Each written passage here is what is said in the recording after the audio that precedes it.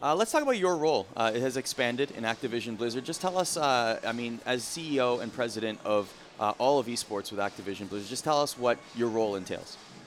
Sure. So I'm, I guess, first and foremost responsible for building and managing the team that does this across not just Overwatch League, but the other esports programs that we look after as well. So Call of Duty esports, and then we also manage programs across World of Warcraft, Hearthstone, and StarCraft.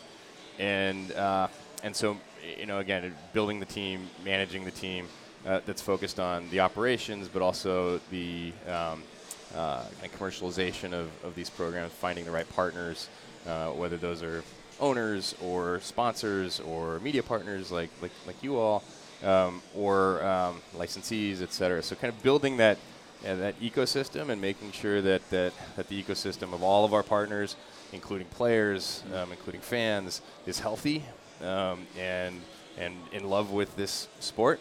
That's my job. And, your role now also includes Commissioner of the Overwatch League, as I understand, and that's not an interim title. What was the decision like not to replace Nate and for you to sort of stick in that role in permanence? Well, I have really good relationships with our owners already. I think a lot of a commissioner's job is managing the relationships with the league's owners. There's more to the job. There's a kind of a product role that our former commissioner was also playing, but we have a great team that was around and under Nate, who've really stepped up to play that product role in his absence, and I've been really focused on managing the owners, managing our partners, and just generally managing the team. And so I think it was a natural decision to take on that commissioner title in addition to the other work I'm doing. What has been the reaction from owners? Certainly you and your team have approached many of the Overwatch League team owners regarding Call of Duty franchises. What has the reaction been to invest? Atlanta, for example, has invested in the Call of Duty team. I mean, so far it's been pretty great. Even if you just look at the announcements we've made, the first 5 Call of Duty owners that we announced were all Overwatch League owners. And then in the second announcement we made just last week, we announced 2 new owners. One was an existing Overwatch League owner. The other was new. And the Wilf family, who own the Minnesota Vikings, came into Call of Duty. And so, I think in the end you're going to see probably more owners who cross both leagues, but we'll have some really sort of high-quality new ownership groups in the mix as well. The reaction has been positive, I think, as a lot of these groups look to establish a really strong presence in their local market as the esports leaders in a given city. Owning franchises in more than one league makes a lot of sense for them. And we were talking about homestands being more frequent next year when home and away begins. Call of Duty will geo-locate sooner rather than later. Do you anticipate that esports fans may be fatigued from having to see sort of the same events from the same sort of people in their same cities on a more frequent basis?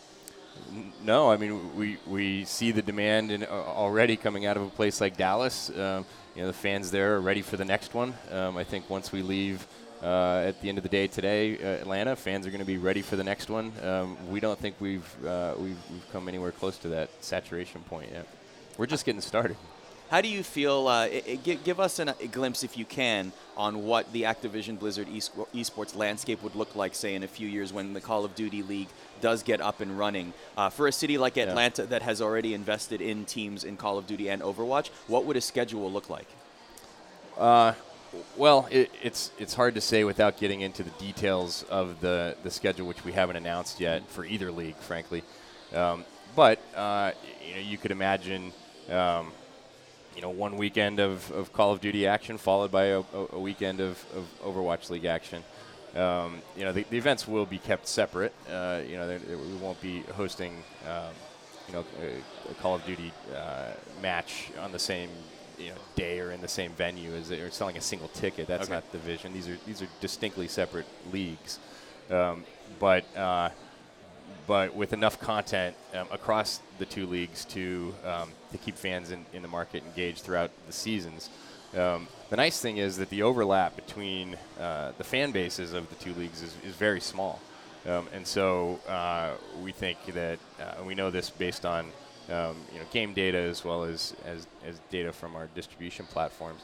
It's very small, and so we think there are opportunities for an owner in a market like Atlanta or Dallas or any other market to bring two very different groups of fans out to these events on different weekends. And do you think, when you look at Call of Duty, it doesn't have as much of a player base in somewhere like China and Asia? I don't anticipate a lot of your franchises to be in those locations either. Yeah. How do you expand to have more people generally playing Call of Duty and therefore more people interested in Call of Duty esports? Well, a lot of people play Call of Duty already. If you just look at the numbers, a lot more actually have played Call of Duty than have played Overwatch. Overwatch, I think, to part of your point, has the advantage of being a more global game today, right, with a player base that's spread more evenly across the West and Asia. Call of Duty is starting to grow in Asia, though. But you're right. Our focus in the first season will be primarily on Western markets for what we're doing with Call of Duty.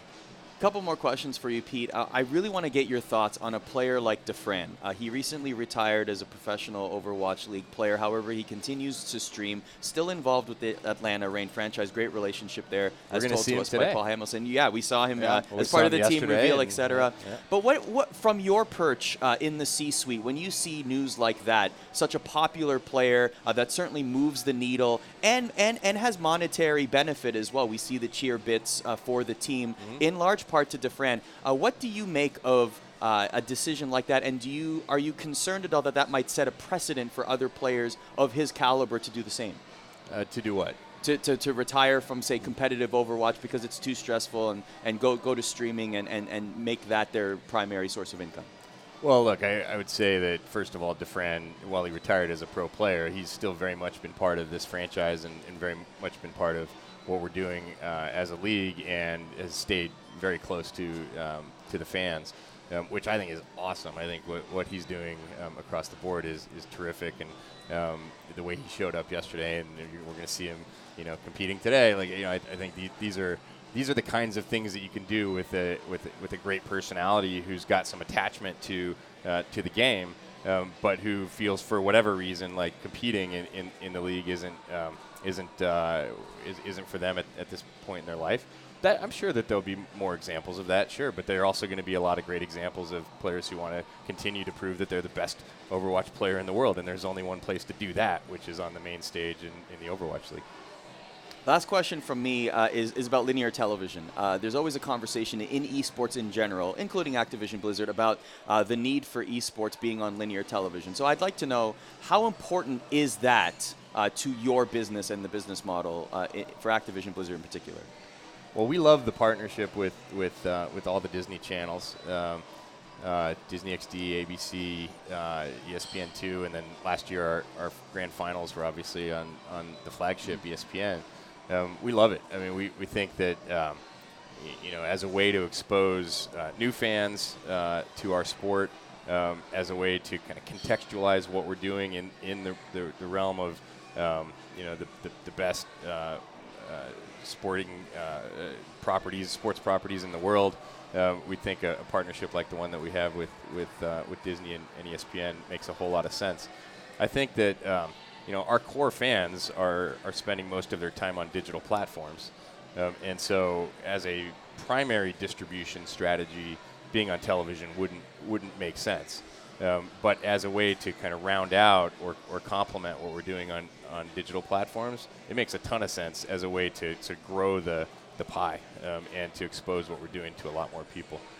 We love it. We love seeing the action on Twitter after a match like yesterday's on ABC, where half the fans think it's the coolest thing they've ever seen on ABC, and half the fans are saying, "What is this?" Like, I like the "what is this" as much as I like that this is the coolest thing ever, because it's getting the conversation going. Right.